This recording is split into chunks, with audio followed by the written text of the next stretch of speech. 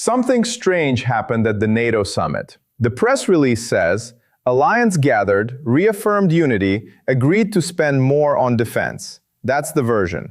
The real version is messier. What we actually watched was a room full of governments that have lost the habit of strategic thinking, performing unity while quietly fracturing in public.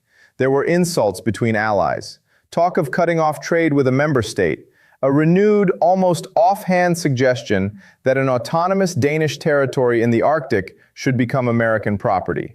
And it all just moved on. That absorption, the way genuinely bizarre statements from the most powerful man in the alliance get treated like weather rather than as alarms, is itself the symptom. We're going to walk through what actually happened, why it matters, and the very narrow set of ways this period we're living through could still end without catastrophe. Start with what we saw on camera. The optics matter. One head of state, on the margins of the summit, suggested an entire NATO ally was behaving badly enough that trade with it should just stop. The country responded the way you'd respond to an eccentric uncle at Thanksgiving. Polite, conciliatory, relations remain warm. It was a lively conversation. Meanwhile, the same leader again floated the idea of acquiring Greenland. The room didn't treat this as the extraordinary thing it is. A major NATO power casually musing about absorbing another NATO ally's territory should not be a normal data point. It got absorbed into the noise and gone within hours. Then there was the fixation on numbers. Percentages of GDP, dollar figures for weapons purchases. Targets repeated often enough that repetition started to feel like a plan. It isn't. A spending target is not a strategy. A strategy answers a specific question. What outcome are we trying to produce? Through what sequence of actions? And what do we do if the other side doesn't cooperate? By that definition, what was on display at this summit was not strategy. It was theater. A room full of leaders performing resolve for domestic audiences, while the war they claim to want to end grinds on with no plausible endpoint anyone in that room could describe. Pay attention to how casually the language has coarsened. Negotiators on the other side of an active conflict were described by a senior American official, in public, as essentially not worth engaging. Not worth respecting even as adversaries.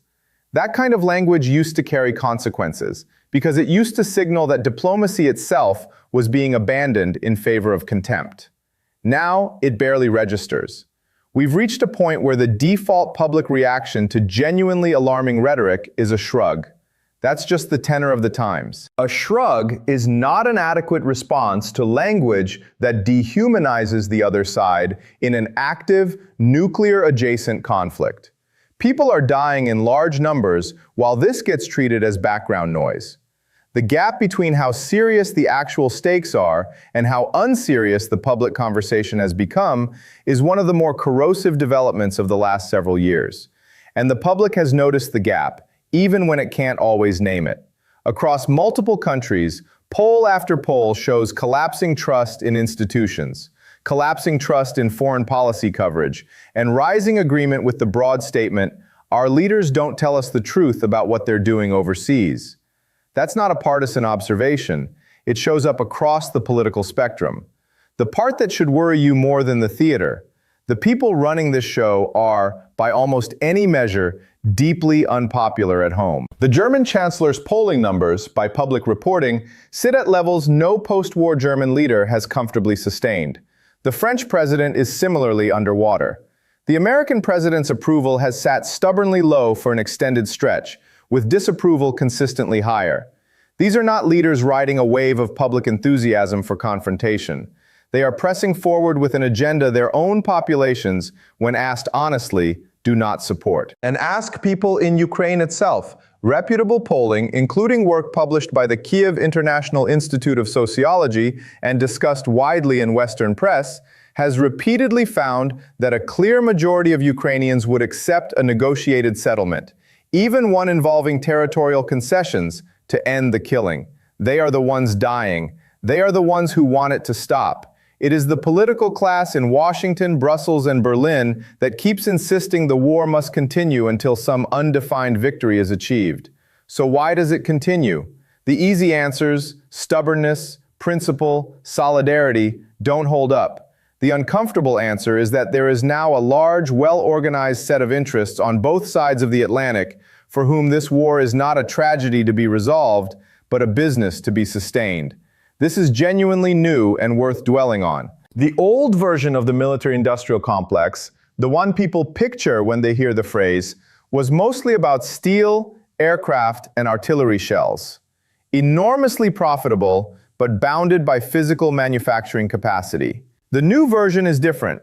Software scales in a way hardware never could. A targeting system once built can be updated, licensed, and resold at close to zero marginal cost, deployed across a dozen conflicts simultaneously. That changes the incentive structure. Several of the most prominent voices in Silicon Valley have in effect become evangelists for a permanent war economy, because a permanent war economy is extraordinarily good for their balance sheets. A traditional arms manufacturer, frankly, wanted enough shells to be profitable from one war, and then, from a pure business standpoint, another war eventually. A software-driven defense company wants something closer to permanent, low-level conflict everywhere, indefinitely, because that is what maximizes the value of a platform built to be continuously tested, iterated, and upgraded in live combat. When you understand that shift, the reluctance to ever actually end this war, or the one in the Middle East, or the next one, wherever it emerges, starts to look less like strategic confusion and more like a fairly rational response to where the money actually flows. Layer onto that the bureaucratic momentum of institutions that built their entire post-Cold War identity around having an enemy. The picture gets clearer. An American president campaigned explicitly on ending these wars, said it plainly, repeatedly, promised quick results. Within a single term, he has presided over deeper American involvement than before, expanded weapons licensing, talk of no-fly zones, rhetoric from senior officials suggesting that striking deeper into Russian territory would somehow advance the cause of peace. That is not the trajectory of a leader executing a plan. That is the trajectory of someone who has not been able or willing to stand up to the machinery around him. Every time he drifted toward a genuinely different course, the permanent parts of the American state pulled him back onto the well-worn track of sanctions, deadlines, and escalation. Consider the specific signals that came out of this gathering. Loose talk of a no-fly zone, the kind of measure that, if implemented, would put Western aircraft in direct contact with Russian air defenses. About as close to direct confrontation as you can get without formally declaring it. An agreement to allow Patriot missile systems to be manufactured inside Ukraine itself rather than simply shipped in. A move toward embedding Western military-industrial capacity permanently into the country's own territory, war or no war. And the head of the alliance stepped forward to give full-throated public backing to America's decision to resume strikes against Iran, effectively placing the full institutional weight of the alliance behind a second active front. None of this is the language of an alliance looking for an off-ramp. This is the language of an alliance settling in and broadening as it does. The signal that sends to Moscow is unmistakable, whether or not it was intended. Predictably, the response from the Kremlin side has been to stop pretending otherwise. Officials there have begun describing what started as a limited operation as, in their words, a full war. Critics argue that's spin.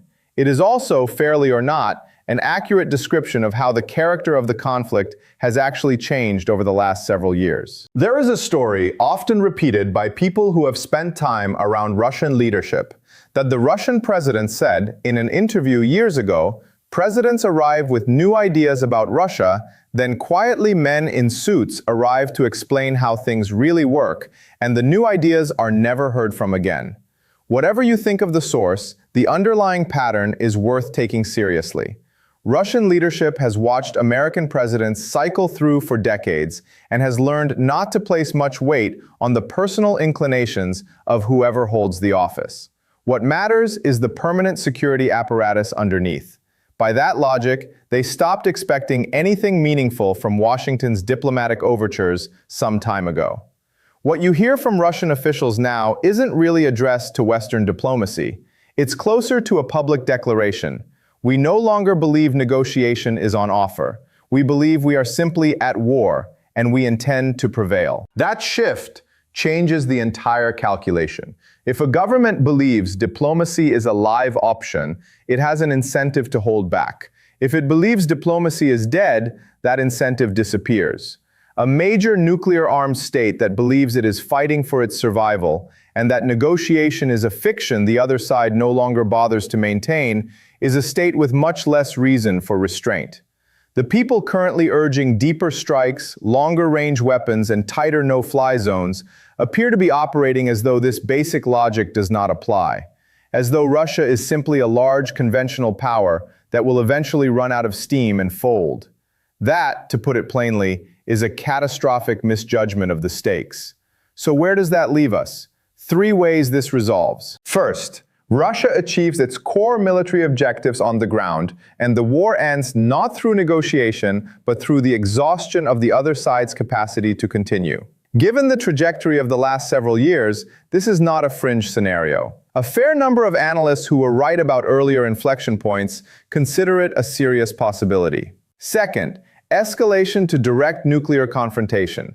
I am not saying this for dramatic effect. I am saying it because when a political class is this disconnected from consequences, this committed to incremental escalation with no theory of where it ends, the tail risk of catastrophic miscalculation is real and rising. Third, and the one worth actually hoping for, the publics of these countries, who by every available measure do not want this war, who are watching their governments become more repressive toward dissent while claiming to defend democracy abroad, finally use the tools available to them to remove this political class from power. There are signs this could happen, worth naming specifically.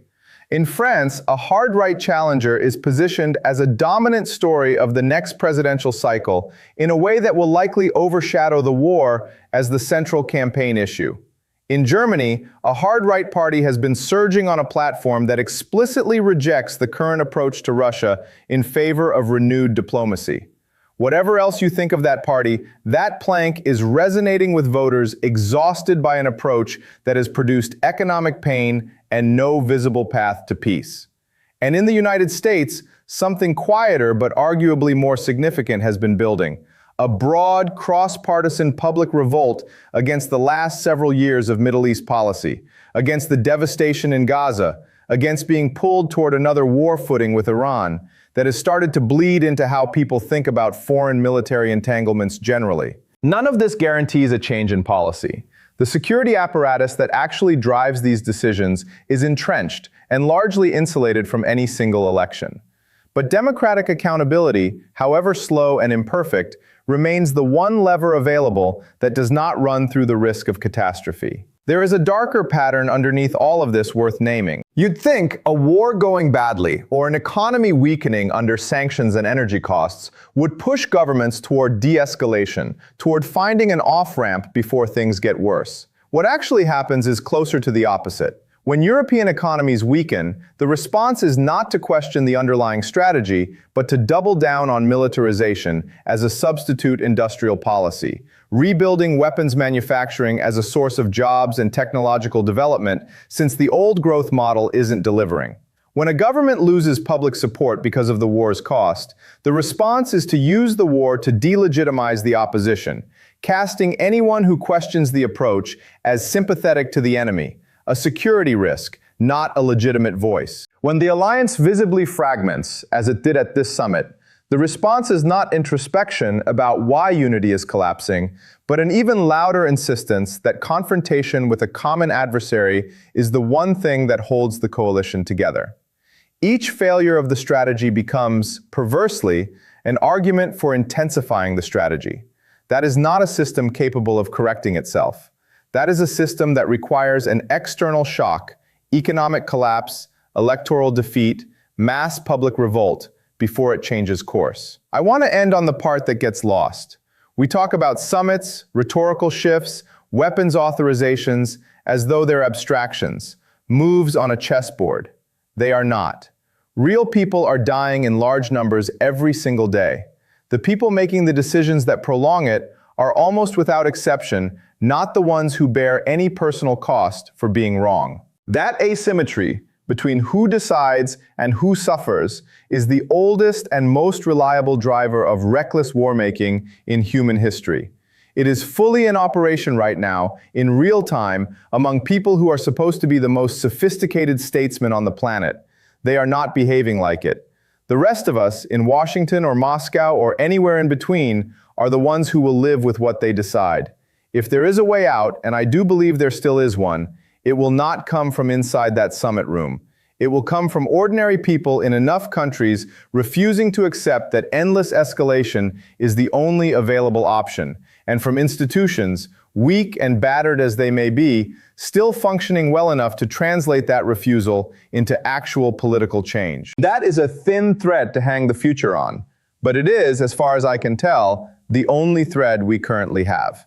The alternative is to keep watching this play out one incremental escalation at a time, each one justified by the last, each one bringing us a step closer to a conflict that nobody, not the generals, not the contractors, not the politicians posing for photographs, actually knows how to control once it truly begins. We have been extraordinarily fortunate for 80 years that the logic of mutual destruction has held. Fortune is not a strategy. Right now, fortune is the only thing standing between the current trajectory and the outcome none of us can afford. If this resonated, subscribe. I post breakdowns like this weekly. The comment section on these pieces is frankly better than most analysis you'll find anywhere. Pushback, sourcing, dissent, all welcome. Sources, as always, in the description and pinned comment. I'll see you in the next one.